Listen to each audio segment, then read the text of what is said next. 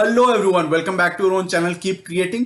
दोस्तों, आज हम अपनी basics of investing and wealth creation series को कंटिन्यू करते हुए इस वीडियो में एक इंपॉर्टेंट टॉपिक पर डिस्कशन करेंगे, जो ये है कि किसी भी इन्वेस्टर की इन्वेस्टमेंट जर्नी में कौन कौन से 3 फेजेस होते हैं और इन तीनों फेजेस में आप कैसे अपनी इन्वेस्टमेंट रिस्क और रिटर्न को बैलेंस करने की प्लानिंग कर सकते हैं। ये हम समझने की कोशिश करेंगे और इसे इलस्ट्रेट करने के लिए मैंने आम के पेड़ यानी मैंगो ट्री को यूज किया है, जैसा कि आप यहाँ पे देख पा रहे हैं। इस सीरीज की सारी वीडियोस को अगर आपने अभी तक चेक नहीं किया है तो आप काफी यूजफुल इंफॉर्मेशन मिस कर रहे हैं। हमने कई फंडामेंटल और इसेंशियल टॉपिक्स पे काफी डिटेल डिस्कशन की हुई है, जो आपके लिए बहुत यूजफुल हो सकते हैं। चैनल पे सारी प्लेलिस्ट को चेक करें, वहां पे आप इन सारे वीडियोस को एक साथ देख सकते हैं। इसकी लिंक अपर राइट कॉर्नर में आ रही है, जो मैं डिस्क्रिप्शन बॉक्स में भी डाल दूंगा। वीडियो शुरू करने से पहले बता दूं कि अगर आपने अब तक चैनल को सब्सक्राइब नहीं किया तो you are missing a lot of useful information, ideas about investing and wealth creation. आपके सब्सक्रिप्शंस, लाइक्स और कमेंट से मुझे और भी मोटिवेशन मिलती है और मैं आपके सजेस्ट किए हुए टॉपिक्स पे भी वीडियोस क्रिएट करने की कोशिश करता रहता हूं। So just smash the like button, subscribe to the channel और साथ ही नोटिफिकेशन बेल दबाना मत भूलिए, ताकि आगे आने वाली एक भी वीडियो को आप मिस ना करें। आप हमें फेसबुक, ट्विटर और टेलीग्राम पे भी फॉलो कर सकते हैं, ताकि आपकी नॉलेज और भी एनहांस हो सके। लिंक डिस्क्रिप्शन में दी हुई है। So without taking any more of your time, let's get started. दोस्तों, किसी भी इन्वेस्टर की जर्नी में, चाहे वो रिटेल इन्वेस्टर हो, चाहे छोटे इन्वेस्टर हो, बड़े इन्वेस्टर हो, चाहे बहुत रिच इन्वेस्टर हो, फाइनेंशियल इंस्टीट्यूशंस हो, किसी भी इन्वेस्टर की जर्नी में 3 फेजेस होते हैं ब्रॉडली। उनमें से पहला फेज होता है एक्यूमुलेशन फेज। जैसा कि नाम से जाहिर है, एक्यूमुलेशन का मतलब होता है इकट्ठा करना, गैदर करना, कलेक्ट करना। तो जब आप एक्यूमुलेशन फेज की बात करते हैं तो मेरा मानना है कि अगर आपको कोई भी रिस्क लेने की जरूरत है अपनी इन्वेस्टमेंट जर्नी में, अगर आपको कोई भी गोल्स अचीव करने के लिए रिस्क लेने की जरूरत है, क्योंकि आपके पास सफिशिएंट कॉर्पस नहीं है इन्वेस्ट करने को, ऐसे केस में जिसमें कि आपकी जो गोल्स हैं वो केवल डेट इंस्ट्रूमेंट से, सेफ इंस्ट्रूमेंट से अचीव नहीं हो सकते, आपको इक्विटी एक्सपोजर लेना है, आपको रिस्क लेना है, तो उस केस में अगर आपको ऐसे गोल्स के लिए अगर आपको रिस्क लेने की जरूरत है तो this is the time to do it. Accumulation phase investment journey का पहला फेज होता है। जब आप बिगिन करते हो, जब आप स्टार्ट करते हो, हम में से जो बिगिनर्स हैं, अभी इन्वेस्टमेंट जर्नी अपनी स्टार्ट कर रहे हैं या फिर स्टार्ट किए हुए 2-3 साल ही हुए, 4-5 साल ही हुए, तो वो एक्यूमुलेशन फेज में काउंट होता है। डिपेंडिंग ऑन योर एज, अगर आपकी एज जब आपने स्टार्ट किया था तो 20, 22, 25 साल की थी, अगर आप अभी 30, 35 साल के भी हो तो अभी भी आप एक्यूमुलेशन फेज में ही हो। तो depending on your age, depending on your experience कि आप कितने साल से इन्वेस्ट कर रहे हो, and depending on the horizon of your goals, अगर आपके गोल्स अभी 20, 25, 30, 40 साल दूर हैं, तो आपकी जो स्टार्टिंग फेज होती है वो एक्यूमुलेशन फेज कहलाएगी। और उस फेज में आप ज्यादा से ज्यादा इक्विटी बनाने की कोशिश करते हो। अगर आप म्यूचुअल फंड्स में इन्वेस्ट करते हो तो आप ज्यादा से ज्यादा यूनिट्स कलेक्ट करने की कोशिश करते हो। अगर आप डायरेक्ट इक्विटी में इन्वेस्ट करते हो तो आप ज्यादा से ज्यादा स्टॉक्स खरीदने की कोशिश करते हो, स्टॉक्स को एक्यूमुलेट करने की कोशिश करते हो अच्छे प्राइस लेवल्स पे। तो इस केस में वही मैं कह रहा हूं कि अगर आपको किसी गोल के लिए रिस्क लेने की जरूरत है तो accumulation phase is the time to do it. Accumulation phase में ही आपको सबसे ज्यादा रिस्क आप अफोर्ड कर सकते हो। उसी तरह साथ ही साथ ये भी बात है कि अगर कोई ऐसे गोल्स है जो आपके केवल 5 साल में ही आने वाले या फिर 10 साल में ही आने वाले, तो उसमें आप बहुत ज्यादा रिस्क एक्यूमुलेशन फेज में भी उतना ज्यादा रिस्क नहीं ले सकते हो। तो एक्यूमुलेशन फेज में भी आप कितना रिस्क ले रहे हो, कितना रिस्क ले सकते हो, कितनी इक्विटी एक्सपोजर रख सकते हो, ये इस बात पर डिपेंड करता है कि आपके गोल्स कितनी दूर हैं। अगर आपके गोल्स काफी दूर में हैं तो आप काफी ज्यादा रिस्क ले सकते हो, यहां तक कि 80, 90, 100% भी, कुछ एक्सट्रीम केसेस में, एक्सेप्शनल केसेस में आप 100% इक्विटी भी रह सकते हो। उसमें कोई हर्ज नहीं है, क्योंकि आपके पास टाइम है। आप जो इक्विटी के फ्लक्चुएशंस हैं, short term, medium term fluctuations, उसको एब्जॉर्ब करने की आप में क्षमता है, आप में कैपेबिलिटी है, आप अफोर्ड कर सकते हो वो चीज।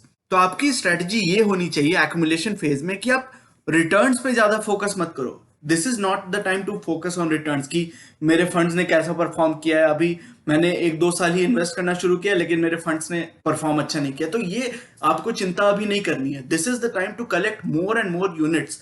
आपकी एक्चुअली फोकस ये होनी चाहिए एक्यूमुलेशन फेज में कि आप कितना ज्यादा से ज्यादा सेव और इन्वेस्ट कर पाते हो। This is the time to really create that base. अगर आप ज्यादा से ज्यादा यूनिट खरीद पाओगे, ज्यादा से ज्यादा स्टॉक्स में इन्वेस्ट कर पाओगे इस टाइम पे, तो वो आगे चल के आपके लिए बेस क्रिएट करेगा। This is the time to load up on equity. ये टाइम है कि आप ज्यादा से ज्यादा इक्विटी एक्सपोजर लेके जितना ज्यादा आप इन्वेस्ट कर सके, ये आपकी फोकस होनी चाहिए। ये आपकी फोकस नहीं होनी चाहिए कि मेरे फंड्स ने कितना रिटर्न दिया है, मेरे स्टॉक्स कितना अप्रिशिएट हुए, डिप्रिशिएट हुए, कुछ नहीं। आप अच्छे स्टॉक्स पकड़ो और उनमें ये फोकस रखो कि कितना ज्यादा से ज्यादा आप इन्वेस्ट कर सको, कितने ज्यादा से ज्यादा आप यूनिट्स या स्टॉक्स कलेक्ट कर सको। इसलिए मेरा ये मानना है कि अगर इन्वेस्टिंग की आप एक्यूमुलेशन फेज में हो, स्टार्टिंग फेज में हो, तो आपके लिए साइडवेज मार्केट बुरा नहीं है। एक्चुअली मैं कहूंगा कि साइडवेज मार्केट आपके लिए अच्छा है, क्योंकि आपको हायर लेवल्स पे यूनिट्स नहीं मिल रहे हैं, आपको एक साइडवेज मार्केट मिल रहा है। आपको समझ लीजिए कि आपको टाइम दे रही है मार्केट की कोई बात नहीं बेटा, तुमने लेट से भी स्टार्ट किया, कोई नहीं, तुमको मैं टाइम देती हूँ, तुम चलो इन्वेस्ट करो, अच्छे से इन्वेस्ट करो, जितना हो सके इन्वेस्ट करो। तुम उसी लेवल पे, ऑलमोस्ट मार्केट के उसी लेवल पे अच्छे खासे यूनिट्स कलेक्ट करो, अच्छे खासे स्टॉक्स कलेक्ट करो। तो ये आपके लिए एक्चुअली एक अपॉर्चुनिटी हो सकती है। अगर मार्केट साइडवेज रहती है, मतलब ना ऊपर न जाती है ना नीचे जाती है, अगर नीचे जाए तो और भी अच्छा। हालांकि ये अपने मन को बहलाना, अपने मन को समझाना ये थोड़ा मुश्किल होता है स्टार्टिंग में, स्पेशली एट द स्टार्ट। आपको ये लगेगा कि यार मार्केट नीचे जा रही, मैं इन्वेस्ट करते जा रहा हूँ, पता नहीं मार्केट ऊपर जाएगी नहीं जाएगी, क्या होने वाला आगे। तो मन को समझाना थोड़ा मुश्किल होता है। उससे थोड़ा आसान होता है जब मार्केट साइडवेज है, तो कम से कम मन को ये है कि ठीक है चलो मार्केट ऊपर नहीं जा रही बट नीचे तो नहीं जा रही, तो साइडवेज मार्केट में आप इन्वेस्ट कर रहे हो, आपको लगेगा ठीक है उतना अप्रिशिएशन नहीं है, बट आगे चल के अप्रिशिएशन कभी ना कभी आएगी। लेकिन आइडियली अगर बोला जाए, अगर आप प्रैक्टिकली सोचो, तो फिर आपको ये लगेगा कि मार्केट अगर एक्चुअली नीचे जा रही है और अगर आपको विश्वास है कि आगे चल के मार्केट ऊपर जाएगी कभी ना कभी, क्योंकि इंडिया की इकोनॉमी को ग्रो करना है, तो मार्केट, स्टॉक मार्केट को अप्रिशिएट करना है, ग्रोथ दिखाना है। तो अगर आपकी ये बिलीफ है अंडरलाइन, तो अगर आपके एक्यूमुलेशन फेज में मार्केट नीचे जा रही है तो आपके लिए अच्छा है, क्योंकि आप अच्छे टाइम में इन्वेस्ट कर रहे हो, अच्छे टाइम में आप अपने यूनिट्स, अपने स्टॉक्स को कलेक्ट कर रहे हो, एक्यूमुलेट कर रहे हो। अपनी जो बेस है आपकी उतनी स्ट्रांग, उतनी तगड़ी बनती जा रही है। आपका जो लेवल ऑफ सेफ्टी है, जो मार्जिन ऑफ सेफ्टी है, वो उतना बढ़ता जा रहा है, क्योंकि आप लो लेवल्स पे एक्यूमुलेट कर रहे हो सब कुछ। तो sideways market is not bad for you अगर आप एक्यूमुलेशन फेज में हो। और हम जो बाकी की दो फेजेस में बात करेंगे, तो हम बात करेंगे कि साइडवेज मार्केट आपके लिए बुरा हो सकता है या अच्छा हो सकता है। लेकिन एक्यूमुलेशन फेज में sideways market is not at all bad for you. Actually this is a great time, this is a great opportunity for you to collect as much as possible at around the same market level for a number of years. तो अगर market 2-3 साल 5 साल तक भी sideways रहती है, तो समझ लो कि आपके लिए गोल्डन अपॉर्चुनिटी है। आप जितना हो सके इन्वेस्ट करो, पंप करो, मार्केट में पैसा पंप करते जाओ बिना सोचे हुए। और जैसा कि आप यहाँ पिक्चर में देख रहे हैं, ये आम के पेड़ की सैपलिंग है। तो बचपन में क्या होता है, छोटे पेड़ को आप क्या करते हो, आप उतना डरते नहीं हो, आप ये नहीं सोचते हो कि यार अभी तो पेड़ छोटा है, ये कट जाएगा, मर जाएगा, या इसकी अगर ग्रोथ नहीं हुई तो क्या होगा, ये नहीं सोचते हो। आप सोचते हो कि हाँ ठीक है यार, इसको खाद पानी देते जाओ, ये आगे चल के जरूर अच्छा करेगा, कोई टेंशन की बात नहीं है। इतना आपके अंदर वो डर की भावना नहीं होती है कि ये पेड़ अगर मर गया या इसके फल अगर टूट गए तो क्या होगा। अभी फल की कोई बात ही नहीं है, अभी तो मतलब पेड़ बनने की इसकी स्टार्ट ही हुई है। तो वही है, तो सेम एनालॉजी आप यहाँ पे डिराइव कर सकते हो कि जब आप इन्वेस्टमेंट स्टार्ट कर रहे हो तो आपको रिस्क लेने से हिचकना नहीं चाहिए। ये नहीं सोचना चाहिए कि मेरे पास तो बहुत ज्यादा है लूज करने के लिए। आप तो अभी इन्वेस्टमेंट स्टार्ट ही कर रहे हो। कितने की आपकी इन्वेस्टमेंट होगी, 50,000, 1 लाख, 2 लाख, 5 लाख, 10 लाख मैक्सिमम। तो बहुत ज्यादा लूज करने को नहीं है। अगर आप बात कर रहे हो कि आपको करोड़पति बनना है, मल्टी करोड़पति बनना है, 10 करोड़ 50 करोड़ की आपकी कॉर्पस अगर आपको इकट्ठा करनी है रिटायरमेंट के लिए, आगे चल के बहुत सारे गोल्स के लिए, तो उसके सामने 50,000, 1 लाख, 5 लाख की अमाउंट क्या है 50 करोड़ के सामने, कुछ भी नहीं है। तो इसलिए मैं बोल रहा हूँ कि अगर आपकी विजन इतनी लंबी है, इतनी बड़ी है, तो उसके सामने ये अमाउंट कुछ भी नहीं। तो आपके लिए there is not much to lose. तो ये वैसा टाइम होता है जब आप सैपलिंग अपनी लगा रहे हो, उसमें खाद पानी देना शुरू कर रहे हो कि आपका जो पेड़ बड़ा हो तो वो इतना हेल्दी हो, इतना फ्रूटफुल हो कि आगे चलकर आपको बड़े मजे आए। अब हम दूसरी फेज की बात करते हैं जिसका नाम होता है प्रिजर्वेशन फेज। ये एक इन बिटवीन फेज होता है। ये आपके स्टार्टिंग फेज और एंडिंग फेज के बीच का फेज होता है, जहां पे कि आपको रिस्क भी थोड़ा लेना है, बट आपको ये भी चाहिए कि मैंने यार 50 लाख, 1 करोड़ की कैपिटल इकट्ठा कर ली है, 1 करोड़ हमारे कॉर्पस इकट्ठा हो गए, तो मुझे थोड़ा रिस्क अपना मॉडरेट बना के चलना है। मैं बहुत ज्यादा कंजर्वेटिव भी नहीं हो सकता हूं, क्योंकि मुझे अभी भी अपने फाइनल गोल तक पहुंचना है, जो कि अभी भी बहुत दूर है। बट मैं स्टार्टिंग फेज में भी नहीं हूं। मैं, हो सकता है आपने 5 साल, 10 साल, 15 साल की इन्वेस्टमेंट ऑलरेडी की हुई है, आप उसको लूज नहीं करना चाहते हो, या फिर उसका एक सिग्निफिकेंट पोर्शन लूज नहीं करना चाहते हो। अगर मार्केट में थोड़ी डाउन टर्न आई भी, तो आप ये नहीं चाहते हो कि आपकी सारी की सारी कैपिटल इरोड हो जाए या 50-60% कैपिटल इरोड हो जाए। तो ये जो प्रिजर्वेशन वाली फेज होती है, ये बीच की फेज होती है, इन बिटवीन फेज होती है। इसमें आपको जो एक्सपोजर रखना होता है वो मॉडरेट इक्विटी का होगा और मॉडरेट डेट का होगा। इसमें आप बहुत ज्यादा इक्विटी में नहीं रह सकते। पर मॉडरेट का भी मेरा मतलब ये है कि मैं ये बोलूंगा कि आप 50-60% इक्विटी में रहे और 40-50% डेट में रहे, रिमेनिंग डेट में रहे।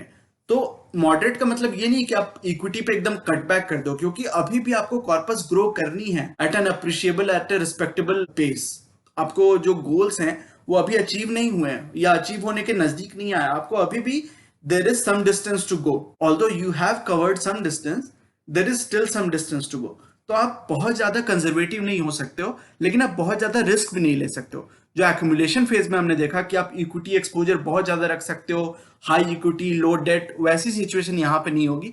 अगर आप फॉर एग्जांपल अगर रिटायरमेंट गोल की बात करें, यहाँ पे जो हम तीनों फेजेस देख रहे हैं उसमें ज्यादातर हम रिटायरमेंट गोल के पर्सपेक्टिव से बात करेंगे। हालांकि इन सभी कॉन्सेप्ट्स को आप हर गोल में लगा सकते हो। और हम जो कंक्लूडिंग थॉट्स में बात करेंगे तो हम कई सारे गोल्स के टाइप्स की बात करेंगे कि अलग अलग ड्यूरेशन के अगर आपके गोल्स हैं, अलग अलग टाइप्स के गोल्स हैं, तो आप कैसे इसको एडजस्ट कर सकते हो इन तीनों फेजेस की डेफिनेशन को। तो जो प्रिजर्वेशन फेज होगा उसमें आप मॉडरेट इक्विटी रखें, मॉडरेट डेट रखें। अगर आपकी लेट से आपने 25 साल में 30 साल में इन्वेस्टमेंट करनी शुरू की थी, आपकी रिटायरमेंट होनी है 55 साल में 60 साल में, तो प्रिजर्वेशन फेज आपका टिपिकली आप जब 40-45 के आसपास होंगे तो आपकी प्रिजर्वेशन फेज आपकी चल रही होगी। तो उस समय आप बहुत ज्यादा इक्विटी में एक्सपोजर नहीं रख सकते हो, लेकिन बहुत कम भी नहीं रख सकते हो। तो इसलिए मेरा मानना है कि आप टेम्पर करें अपने रिस्क को थोड़ा मॉडरेट करें, थोड़ा पुल बैक करें। इस फेज में वेल्थ कंजर्वेशन इज इंपॉर्टेंट। यहाँ पे ऐसा नहीं है कि wealth conservation is not important at all, जैसा कि एक्यूमुलेशन फेज में था कि वेल्थ कंजर्वेशन इज इंपॉर्टेंट लेकिन इतना इंपॉर्टेंट नहीं था। यहाँ पे is much more important. Preservation phase में wealth conservation is much more important than it was in accumulation phase. और यहाँ पे आपकी स्ट्रेटजी हो सकती है कि आप रिटर्न और रिस्क दोनों पे ही इक्वली फोकस करें। एक्यूमुलेशन फेज में क्या था कि आप रिस्क ज्यादा ले रहे थे, आपकी रिटर्न की उतनी फोकस नहीं थी, आप रिटर्न पे उतना फोकस नहीं कर रहे थे, which is the right thing to do. लेकिन प्रिजर्वेशन फेज में आप वो चीज अफोर्ड नहीं कर सकते हो, आपको रिटर्न और रिस्क दोनों पे ही थोड़ा थोड़ा ध्यान रखना पड़ेगा। इसलिए मैं बोल रहा हूं कि आपकी 50% के आसपास इक्विटी में और 50% डेट के आसपास एक्सपोजर होनी चाहिए। और बैलेंस की, ये इन दोनों चीज में जो बैलेंस होती है, रिटर्न और रिस्क की जो बैलेंस है, उस पर आपको फोकस करना है। बैलेंस इज की ड्यूरिंग द प्रिजर्वेशन फेज। और सीक्वेंस ऑफ रिटर्न्स एक बात होती है, इसके लिए मैं एक डेडिकेटेड वीडियो बनाऊंगा, क्योंकि एक बहुत ही इंपॉर्टेंट कॉन्सेप्ट है ये। इसको समझना और अप्रिशिएट करना बहुत इंपॉर्टेंट होता है इन्वेस्टर्स के लिए। तो उसके लिए मैं एक अलग से वीडियो बनाऊंगा। मैं क्विकली आपको बता दूं कि सीक्वेंस ऑफ रिटर्न्स ये होता है कि एक के बाद एक हर कैलेंडर ईयर में हर साल आपको कैसे रिटर्न्स आ रहे हैं और उसकी सीक्वेंस क्या है। -1%, -5%, फिर अचानक से 25%, फिर -4%, फिर -5%, फिर 50%। तो ये जो सीक्वेंस है, माइनस माइनस फिर प्लस, एक अच्छा खासा प्लस, फिर एक माइनस, फिर एक मॉडरेट माइनस, फिर एक अच्छा खासा प्लस।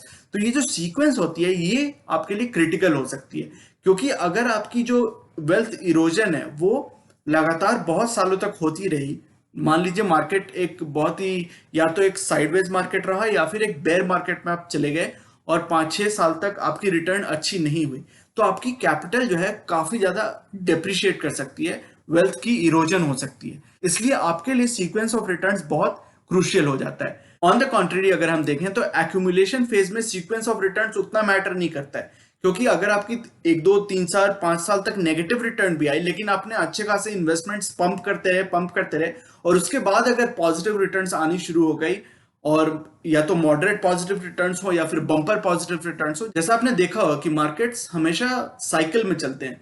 कुछ साल होते हैं लो रिटर्न्स के, मॉडरेट रिटर्न्स के, और फिर अचानक से कुछ साल आ जाते हैं 4-5 साल जो कि पिछले के सारे पाप धो देते हैं, पीछे के सारे लो रिटर्न्स, नेगेटिव रिटर्न्स को धो डालते हैं, और जो आपकी कैगर हो जाती है वो पॉजिटिव, अच्छी खासी पॉजिटिव हो जाती है। तो इसलिए एक्यूमुलेशन फेज में आपके लिए अच्छा है कि अगर मार्केट बहुत ज्यादा रिटर्न नहीं दे रही है स्टार्ट में, तो आपके लिए एक्चुअली अच्छा है, जैसे हमने बात भी करी, क्योंकि आप बहुत ज्यादा इन्वेस्टमेंट अपनी पंप इन कर सकते हो अच्छे लेवल्स पे, लो लेवल्स पे।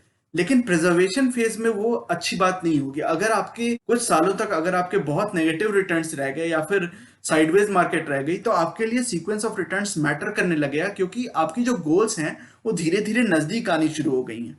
अभी भी एकदम से नहीं आई है। जैसे आप अगर 45 पे हो, आपकी रिटायरमेंट 55-60 पे है, तो अभी भी 10 साल, 12 साल, 15 साल हैं आपके पास, लेकिन अब वो आपके पास लग्जरी नहीं रही है, वो प्रिविलेज नहीं रही है जो पहले थी कि आप कितना भी रिस्क ले सकते हो।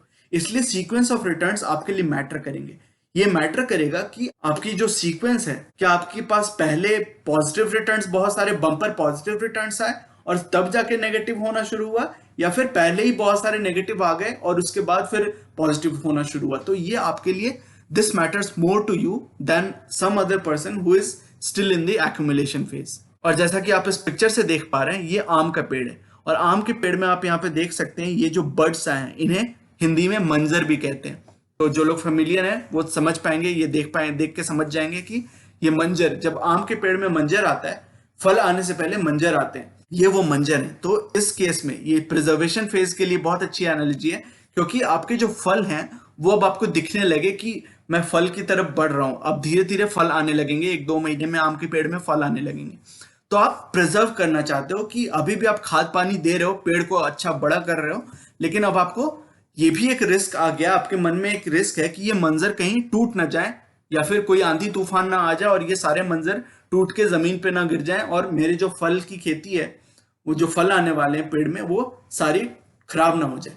तो ये आपको कष्ट, ये चिंता एक्यूमुलेशन फेज में नहीं होती है, क्योंकि आपकी कैपिटल उतनी बड़ी होती ही नहीं है, तो ये चिंता आपको नहीं रहती है उस समय। लेकिन प्रिजर्वेशन फेज में आपको ये चिंता होने लगती है, क्योंकि आपके पेड़ में अब मंजर आ गए, आपके पेड़ अब बड़े हो गए, आपको मंजर दिखने लगे हैं और फल आने की आपको उम्मीद दिखने लगी, आपके सामने वो पिक्चर आने लगा है। तो you have to be careful during the preservation phase, this which is why ये मैं कह रहा हूं कि बैलेंस इज की। आप एक संतुलन होना जरूरी है आपकी इन्वेस्टमेंट प्लानिंग में।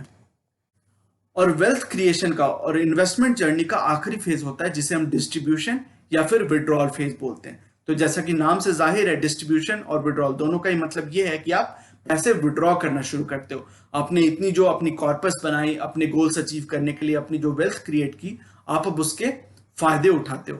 तो इस फेज में जब जो विड्रॉल का फेज होता है, उसमें मैं मानता हूं कि आपकी जो इक्विटी एक्सपोजर है वो कम होनी चाहिए। मैं जीरो नहीं बोलूंगा, बहुत लोग जीरो भी प्रेफर करते हैं और वो भी, उसमें भी कोई तकलीफ नहीं है, वो सही स्ट्रेटजी हो सकती है। बट चूंकि आजकल जो इन्फ्लेशन का इन्वायरमेंट है, हाई इन्फ्लेशन में हम जी रहे हैं आजकल, और आगे चल के क्या इन्फ्लेशन की रहती है तो वो पता नहीं है। तो आपको एक ग्रोथ अगर चाहिए अपने पोर्टफोलियो में, हमेशा एक ग्रोथ आप देखना चाहते हैं इवन आफ्टर रिटायरमेंट, तो आप लो इक्विटी रख सकते हैं 10-20% के आसपास। लेकिन कुछ लोग 0% इक्विटी रखना चाहते हैं और उसमें कोई तकलीफ की बात नहीं है, वो सही है। अगर आप एकदम से रिस्क अवर्स हो, आपके पास बैकअप कॉर्पस नहीं है, या आप एकदम से सेफ रहना चाहते हो, तो आप लो का मतलब 0% इक्विटी भी कर सकते हो। और हाई डेट यानी कि 80-100%। अगर आप इक्विटी में थोड़ा बहुत एक्सपोजर रख रहे हो तो 80-85%, और अगर इक्विटी में कोई एक्सपोजर नहीं रख रहे हो तो आप हाई डेट में रख सकते हो 100% के आसपास भी। यहां पे आपकी जो वेल्थ प्रोटेक्शन होती है वो इंपॉर्टेंट ही नहीं, पैरामाउंट हो जाती है। पैरामाउंट का मतलब इट इज नॉन नेगोशिएबल। आपके लिए वेल्थ प्रोटेक्शन से ज्यादा और रिस्क मिनिमाइजेशन से ज्यादा और कोई बात है ही नहीं, और कोई फैक्टर इंपॉर्टेंट ही नहीं है। इसलिए आप ज्यादा से ज्यादा अपनी जो एक्सपोजर रखते हो डेट में रखते हो, क्योंकि you cannot take risk at all. आप अगर रिटायर हो गए हो और उसके बाद आपने विड्रॉल शुरू कर दिया है अपने कॉर्पस से, तो आप वहां पे रिस्क बहुत ज्यादा नहीं ले सकते हो, मिनिमाइज करना होता है आपको रिस्क। यहां पे मेरा मानना है कि आपकी स्ट्रैटेजी ये हो सकती है कि आप कुछ सालों की, जैसे ही आप रिटायर करते हो तो आपकी 5 साल की, 4-5 सालों की, यहां तक कि आप 8-10 सालों की भी अपनी जो रेगुलर कैश फ्लो, आपको जो मंथली आपकी आफ्टर रिटायरमेंट, पोस्ट रिटायरमेंट जो भी आपको कैश फ्लो चाहिए, मंथली कैश फ्लो चाहिए, मंथली आपको कुछ इनकम चाहिए, तो वो जो कैश फ्लो उसको इंश्योर करने के लिए आप कुछ बकेट्स डिफाइन कर सकते हो कि ये मेरी इस बकेट में 4-5 सालों की, यहां तक कि 10 सालों की इनकम रहेगी। उसके बाद एक मैं बकेट बनाऊंगा जिसमें आगे की 10 सालों की बकेट रहेगी, और एक और मैं बकेट बनाऊंगा, या फिर आप तीसरी बकेट को इग्नोर भी कर सकते हो, या फिर तीसरी बकेट रख सकते हो जिसमें कि आप आगे के 15, अगर आप लेट से 55-60 में रिटायर कर रहे हो और आप अगर 85-90 तक ये मानते हो कि आप जीवित रहोगे, तो आपके पास फिर भी 30 से 35 सालों का टाइम है। तो एक बकेट आप बना सकते हो 5 से 10 सालों का, अगली बकेट फिर बना सकते हो 10 सालों का, और उसके अगली बकेट आप 10 से 15 सालों का फिर से बना सकते हो। तो इसमें एक बकेट स्ट्रैटेजी टाइप का आप एम्प्लॉय कर सकते हो, जिसमें कि कुछ जो आपकी फर्स्ट बकेट है, जो रेगुलर इनकम वाली बकेट है, उसमें तो कोई रिस्क मत लो आप, वो एकदम सेफ, एकदम मतलब पक्का, आपको पता है कि वो आपको इनकम आनी ही है। तो उसमें आप बहुत सारे इंस्ट्रूमेंट्स, जैसे कि आपकी अगर पीपीएफ मैच्योर हो गई तो आप उसमें से विड्रॉ करना शुरू कर सकते हो, उसके बाद आप सीनियर सिटीजन स्कीम जो होती है, जो LIC की स्कीम है, प्रधानमंत्री वय वंदना योजना करके, उसमें इन्वेस्ट कर सकते हो, सीनियर सिटीजन स्कीम में कर सकते हो। तो कुछ ऑप्शंस हैं आपके पास जहां पे कि आपको एकदम सेफ रिटर्न मिल जाएंगे। और फिर बाकी अगर आप उनकी जो इन्वेस्टमेंट अमाउंट है उसको एग्जॉस्ट कर देते हो अगर पूरी की पूरी, तो आप बाकी सारे डेट इंस्ट्रूमेंट्स में, डेट फंड्स वगैरह में आप इन्वेस्ट करके अपनी रख सकते हो। और कुछ अमाउंट तो आप अपने सेविंग्स बैंक अकाउंट में रख सकते हो। 5-6 महीने या 1 साल की जो आपकी इनकम होनी है, जो आपको एकदम चाहिए ही, उसके हाई लिक्विडिटी होनी चाहिए, तो फिर उसको तो आप सेविंग्स बैंक अकाउंट में डाल दो बिना कुछ टेंशन लिए, या फिर FD वगैरह करवा दो। तो आपकी जो रेगुलर कैश फ्लो होनी है उसकी एक बकेट बना लो और उसको तो एकदम ही मतलब पक्की कर लो। उसी तरह आपके दूसरी तरह के गोल्स हो सकते हैं। लेट्स से आपकी चाइल्ड एजुकेशन की गोल है, बच्चों के एजुकेशन की गोल्स है। तो आप क्या कर सकते हो कि अगर जब आपने स्टार्ट किया था, हो सकता है कि आपके पास 15-20 सालों का टाइम होगा जब आपके बच्चे पढ़ने जाने वाले होंगे अपनी ग्रेजुएशन, पोस्ट ग्रेजुएशन के लिए। तो आपके पास हो सकता है उस समय 15-20 सालों का टाइम होगा, तो आप उस समय हाई रिस्क ले सकते थे स्टार्ट में। लेकिन जैसे जैसे आपकी बढ़ती गई और आप एक्यूमुलेशन फेज से पहले फिर प्रिजर्वेशन फेज में आए, तो आपने थोड़ी अपनी इक्विटी एक्सपोजर कम की, डेट एक्सपोजर बढ़ाई। लेट्स से आपके बच्चे के एजुकेशन में अब केवल 2-3 साल ही बचे, तो आप सारी की सारी जो अपनी इन्वेस्टमेंट है, या फिर मेजर प्रोपोर्शन अगर आप पूरी नहीं करना चाहते हो, तो 80-90% ऑफ योर कॉर्पस जो आपने एजुकेशन के लिए असाइन की हुई है उसको डेट इंस्ट्रूमेंट्स में डाल दो। तो ये डिपेंड करता है कि आप कौन से गोल्स की बात कर रहे हो। अगर आप रिटायरमेंट की बात कर रहे हो तो आप फिर भी थोड़ा, चूंकि रिटायरमेंट तो होता है 30-35 सालों का टाइम ड्यूरेशन, तो आप पूरा का पूरा डेट में तो डाल के नहीं रख सकते हो, क्योंकि आपको थोड़ी ग्रोथ भी चाहिए। आप पूरे अकाउंट नहीं कर सकते कि आपकी सारी की सारी जो ग्रोथ होनी है वो डेट से आएगी, वैसा तो होना नहीं है। तो आप 10 सालों का कैश फ्लो इंश्योर कर लो एक सेफ डेट इंस्ट्रूमेंट में डाल के। अगली 10 सालों का एक आपको एक हाइब्रिड पोर्टफोलियो बना लो जिसमें काफी सारा डेट है और थोड़ी सी इक्विटी है। और उसके आगे के 10-15 सालों के लिए आप ज्यादा इक्विटी रख सकते हो, 30-35-40%, और बाकी का डेट रख सकते हो। तो ये तो रिटायरमेंट के लिए हो गया। लेकिन चाइल्ड एजुकेशन के लिए आपकी जो स्ट्रैटेजी होगी, आपकी जो प्लानिंग होगी, वो थोड़ी डिफरेंट होगी, जैसा हमने ऑलरेडी डिस्कस किया।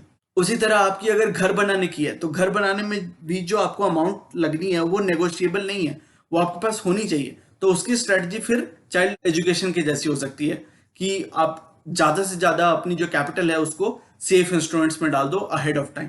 2-3 साल अगर बचे हैं, आपके घर बनाने की प्लानिंग हो रही है और उसमें 1-2 साल, 2-3 साल ही बचे हैं, तो आप सारी की सारी कैपिटल निकाल के डेट इंस्ट्रूमेंट्स में भी डाल सकते हो कि उसकी बस इन्फ्लेशन के कंपेरेबल रिटर्न आती रहे, आपकी वेल्थ प्रोटेक्टेड रहे, लेकिन आपके पास पीस ऑफ माइंड भी रहे, सेफ्टी भी रहे कि आपकी सारी कैपिटल जो आपको चाहिए थी वो है आपके पास। तो जैसा हमने ये बात किया कि बहुत कम एक्सपोजर आप रख सकते हो इक्विटी में, अगर आप रखना चाहते हो एट ऑल तो आप रख सकते हो थोड़ी बहुत, लेकिन बहुत कम होनी चाहिए वो। या फिर आप अगर पूरी की पूरी सेफ रहना चाहते हो तो कोई एक्सपोजर मत रखो इक्विटी में।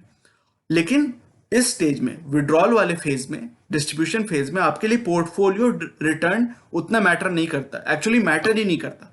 आपको बस इतनी ही रिटर्न चाहिए जो कि इन्फ्लेशन को बीट कर दे, क्योंकि ऑलरेडी जो आपको कॉर्पस इकट्ठा करनी थी, जो बिल्ड करना था कॉर्पस, वो आपने बिल्ड कर लिया होता है। आपको बस उसको प्रोटेक्ट करने होता है, और बस उसको इन्फ्लेशन इरोड ना करे ये इंश्योर करना होता है। तो इन्फ्लेशन के जितना आपको रिटर्न मिल जाए, FD से मिल जाती है, PPF वगैरह से मिल जाती है, और कुछ डेट इंस्ट्रूमेंट्स में, डेट फंड्स में, डेट इंस्ट्रूमेंट्स में इन्वेस्ट करोगे तो उससे आपको इन्फ्लेशन जितनी रिटर्न तो मिल ही जाएगी। तो वही आपको बस चाहिए। आपको ये नहीं चाहिए कि इन्फ्लेशन +4-5% और +7-8% मुझे रिटर्न चाहिए, ये आपकी उम्मीद ही नहीं है और वो आपकी स्ट्रेटजी ही नहीं है इस फेज में। इसलिए portfolio return just in line with inflation is the most important thing when we are talking about withdrawal phase, distribution phase. और जैसा इस पिक्चर से आपको जाहिर होगा, जैसा आप देख पा रहे हैं, आम के पेड़ में यहाँ फल लग चुके हैं। अब आपके पास सबसे बड़ी आपकी चिंता है कि इस फल को पकने देना है, इस फल को बचा के रखना है कि कोई आंधी तूफान आके ये पूरे फल को कच्चा ना तोड़ गिरा जाए जमीन पे, ये सड़ गल ना जाए, और कोई आके इन सारे फलों को चुरा ना जाए। ये सब है आपकी चिंता। ये चिंता नहीं है कि अब इस पेड़ को मैं कितना ग्रो कर पाऊं। जितनी ग्रोथ होनी थी वो हो चुकी, इस पेड़ में जितने फल लगने थे वो लग चुके। अब आपकी चिंता यह है कि जो फल लग चुके हैं उनको प्रिजर्व करना है, उनको प्रोटेक्ट करना है, ये आपकी चिंता है। तो एक एग्जाम्पल से भी हमने समझा कि कैसे एक्यूमुलेशन फेज में आप किसी पेड़ में खाद पानी देते जाते हो, उस पेड़ को मजबूत बनाते जाते हो, ये सोच के कि आगे चल के ये मुझे फल देगा। तो वो थी एक्यूमुलेशन फेज। प्रिजर्वेशन फेज में वो पेड़ आपकी अच्छी सॉलिड एकदम पेड़, बहुत तगड़ी पेड़ बन चुकी है, उसमें मंजर भी आ गए। अब आपकी चिंता यह है कि अब मुझे थोड़ा ध्यान रखना है, इसको बचा के भी रखना है कि इसके मंजर टूटे ना, ताकि इनमें फल आने की पॉसिबिलिटी बची रहे। तो वो हो गया प्रिजर्वेशन फेज। और डिस्ट्रीब्यूशन फेज में, विड्रॉल फेज में फल भी लग चुके हैं, अब फलों के बस पकने की देरी है। आपकी ये चिंता नहीं है कि अब पेड़ को और बड़ा करना है, मुझे और मजबूत करना है। पेड़ मजबूत हो चुका है, उसमें फल भी आ चुके हैं। अब आपकी बस ये चिंता है कि फल अब उसमें पक जाएं और उसके बाद आप उसको यूज कर पाए, उसके मजे ले पाए।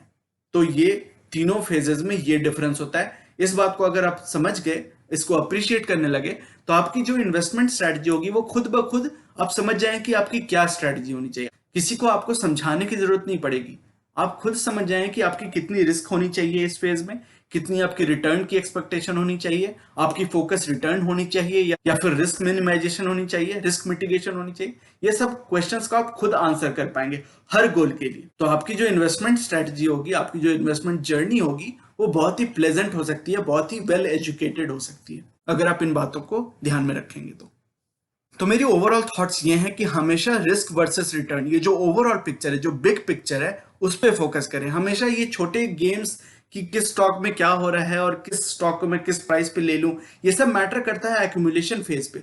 जब जैसे जैसे आप एज एन इन्वेस्टर ग्रो करते हो, जैसे जैसे आपकी इन्वेस्टमेंट जर्नी बढ़ती है, तो आप बड़े पिक्चर पे फोकस करते हो, focus on the big picture. Risk versus return, asset allocation, इस पे आप फोकस करते हो कि कितनी आपकी एसेट एलोकेशन डेट में होनी चाहिए, कितनी एसेट एलोकेशन इक्विटी में होनी चाहिए, depending on the horizon of your goals, depending on how far your goals are in the future.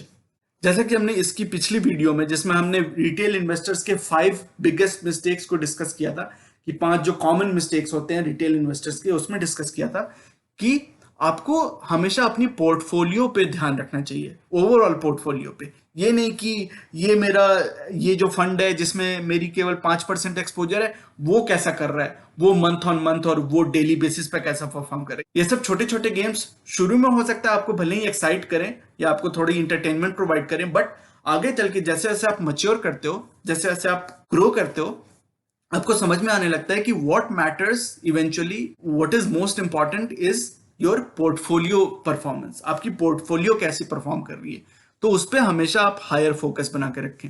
Most of your focus should go towards how your portfolio is performing, not how an individual fund is performing और not how an individual stock is performing. जैसा कि हमने कई सारे examples में, इस video में कई सारे एग्जांपल्स में पास में किया कि आप चाइल्ड एजुकेशन के लिए कैसे रख सकते हो, रिटायरमेंट के लिए कैसे प्लान कर सकते हो, आपको अगर घर लेनी है, होम बाइंग करनी है, तो उसके लिए कैसे प्लान कर सकते हो। तो उसके लिए ऑलरेडी हमने बात कर ली कि कैसे अलग अलग गोल्स के लिए इन तीनों फेजेस की जो ड्यूरेशन होगी वो अलग अलग होगी। आपकी जो रिटायरमेंट गोल है उसकी एक्यूमुलेशन पीरियड हो सकती है 10, 15, 20 साल तक भी हो, राइट। अगर आपकी रिटायरमेंट 55, 60 साल पे होने वाली है और आप अगर 20, 22 साल, 25 साल पे इन्वेस्ट करना शुरू कर रहे हो, तो आपके पास 10, 15 साल तो पक्का ही है एक्यूमुलेट करने के लिए। उसके बाद आपकी प्रिजर्वेशन फेज है, वो हो सकता है कि 10, 15, 20 साल तक चले, और उसके बाद जब आप रिटायर कर जा रहे हो तो आपकी विड्रॉल फेज स्टार्ट हो जाएगी, जो हो सकता है कि 30, 35 साल तक लास्ट करे। तो आपके अलग अलग लाइफ गोल्स के लिए इन जो तीनों फेजेस हैं, एक्यूमुलेशन, प्रिजर्वेशन और विड्रॉल, इन तीनों की ड्यूरेशन अलग अलग हो सकती है। उसी तरह आप अगर चाइल्ड एजुकेशन की बात कर रहे हो, तो हो सकता है चाइल्ड एजुकेशन आपकी, अगर आपके पास टोटल टाइम ड्यूरेशन 20 साल का है, कि 20 साल के बाद आपके बच्चे की पढ़ाई के लिए आपको कुछ पैसे कॉर्पस इकट्ठा करना है, तो हो सकता है कि एक्यूमुलेशन फेज आपकी 8-10 सालों की हो। उसके बाद आपकी प्रिजर्वेशन फेज स्टार्ट हो जाएगी, जो हो सकता है कि 5, 6, 8 साल तक फिर से चले। और उसके बाद आपकी विड्रॉल फेज, जब आपके बच्चे पढ़ने लगे तो आपको एडमिशन के लिए पैसे चाहिए, उनके रेगुलर एक्सपेंसेस के लिए खर्चे चाहिए, तो वो आपकी विड्रॉल फेज वहां पे स्टार्ट हो जाएगी, जो हो सकता है कि 4, 5, 6 साल लास्ट करे, depending on the duration of education. तो बेसिकली कहना ये है ब्रॉडली कि अलग अलग गोल्स के लिए ये जो तीनों फेजेस हैं उनकी ड्यूरेशन अलग अलग हो सकती है, और वो आपको ध्यान में रखना चाहिए जब आप किसी खास गोल की इन्वेस्टमेंट प्लानिंग कर रहे हो। तो सबसे बड़ी बात है, जो 2 बात मैं आपको बताने वाला हूं, कि goal achievement is most important. आपको कोई यहां पे कंपटीशन नहीं है। Investing is not a race. आपको किसी को कुछ प्रूव नहीं करना, सिंपली आपको एक गोल अचीव करना है। गोल achievement is most important, not return enhancement. आपको रिटर्न एनहांस करने की आपकी मोटिव नहीं है। रिटर्न लेके क्या करोगे आप? रिटर्न से थोड़ी आप रोटी खा सकते हो, रिटर्न से थोड़ी आप बच्चों की एडमिशन करा सकते हो। ये आप नहीं बोल सकते हो ना किसी कॉलेज में जाके कि भाई साहब पिछले 20 सालों में मुझे 15% कैगर की रिटर्न आई है, आप मेरे बच्चे की एडमिशन ले लो। वो तो इस बात से सरप्राइज हो जाएगा ना, आपका जो एडमिशन ऑफिसर है वो तो बोलेगा कि भाई रिटर्न तो आपकी जितनी भी आई बहुत मुबारक हो, आपको बहुत अच्छी रिटर्न आई है, बट मुझे पैसे दे दो, जो एडमिशन के लिए पैसे चाहिए वो मुझे दे दो। तो अल्टीमेटली आपको कॉर्पस इकट्ठा करना होता है। रिटर्न से आप कुछ खरीद नहीं सकते हो, आप कॉर्पस से खरीद सकते हो। आप अगर कम रिटर्न से भी, अगर आपने बहुत सारा पैसा इन्वेस्ट किया, आपकी अर्निंग्स बहुत है, आपकी सैलरी बहुत है, आपने अच्छा खासा कॉर्पस इकट्ठा कर लिया एक लो रिटर्न से भी, क्योंकि आपने इतना सेव किया, इतना इन्वेस्ट किया, आपने इन्वेस्ट इतना ज्यादा कर दिया कि आपकी लो रिटर्न से भी गोल अचीव हो गई, तो यू आर सक्सेसफुल। यहां पे यही मेरी उम्मीद है कि आप ये बात अप्रिशिएट करें कि रिटर्न एनहांसमेंट, यहाँ पे कोई रेस नहीं चल रही कि किसी बंदे के 12% रिटर्न आ गया और आपके 7% ही आए। अगर आप उस 7% से ही अपने गोल अचीव कर पा रहे हो और वो बंदा 12% से भी अपने गोल्स अचीव नहीं कर पा रहा क्योंकि उसने उतनी सेविंग ही नहीं की, उतनी अमाउंट ही नहीं इन्वेस्ट की, तो रिटर्न कितने भी आ जाए यार। 100 रुपए पे मैं अगर 12% रिटर्न लेता हूं तो मुझे आते हैं 112 रुपए, और मैंने 200 रुपए इन्वेस्ट किए और उस पर मुझे 7% ही इंटरेस्ट मिला, 7% ही रिटर्न मिला, लेकिन उससे मुझे मिल गए 214 रुपए। तो आप बताइए कि कोई गोल आपके 214 रुपए से ज्यादा बेहतर रियलाइज होगा या फिर 112 रुपए से? तो ऑब्वियसली, तो ये आपकी जो वेल्थ क्रिएशन जर्नी है, आपकी जो वेल्थ कॉर्पस क्रिएशन है, वो बहुत सारे फैक्टर्स का कल्मिनेशन होता है, बहुत सारे फैक्टर्स का रिजल्ट होता है, कोई एक कंट्रीब्यूटिंग फैक्टर नहीं होता। तो इसलिए ओवरऑल गोल अचीवमेंट आपके लिए सबसे ज्यादा इंपॉर्टेंट फैक्टर होना चाहिए। रिटर्न एनहांसमेंट हो जाए तो अच्छी बात है, अगर ना हो तो आप इतनी सेविंग करो, इतनी इन्वेस्ट करो कि आपकी गोल एनीवे अचीव हो जाए। That is the most important thing. कई वीडियोस में हमने ये बात डिस्कस की है कि personal finance is personal because all your goals are personal. आपको किसी गोल के लिए कितने पैसे चाहिए ये आप पे डिपेंड करता है, आप डिफाइन करते हो वो चीज, और कितने रिटर्न से वो गोल आपको मिल जाएंगे ये आपको डिसाइड करना होता है, उसी हिसाब से आपको इन्वेस्ट करना होता है। तो which is why personal finance में पहला वर्ड पर्सनल है। यहाँ पे फाइनेंस से पहले पर्सनल आता है because personal is as important as planning for your finances. तो ये आपको हमेशा ध्यान में रखना चाहिए।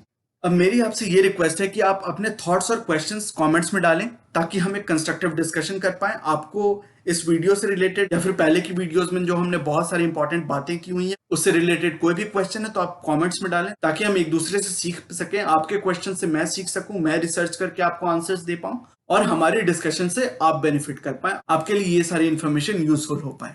सो kindly put your thoughts and questions in the comments. So दोस्तों, ये था आज का वीडियो। ये सेइंग जो कि है नॉलेज इज पावर सुप्रीम, ये इस चैनल का मिशन है जो कि है आप तक सही नॉलेज पहुंचाना। आगे आने वाली वीडियोस में हम mutual fund, investing, asset allocation और डायरेक्ट स्टॉक से रिलेटेड कई सारी एनालिसिस करेंगे और बहुत सारे इंटरेस्टिंग टॉपिक्स को डिस्कस करेंगे। So you should definitely subscribe to the channel and remain posted for further updates. अगर आज की वीडियो कंटेंट आपको पसंद आया है तो वीडियो करें लाइक। अगर आपको लगता है कि इस इन्फॉर्मेशन से किसी की मदद हो सकती है तो इसे अपने दोस्तों और फैमिली मेंबर्स के साथ शेयर करें और चैनल को करें सब्सक्राइब। मिलते हैं अपने अगले वीडियो में एक और टॉपिक के डिस्कशन के साथ। तब तक के लिए take care and see you soon. Bye bye.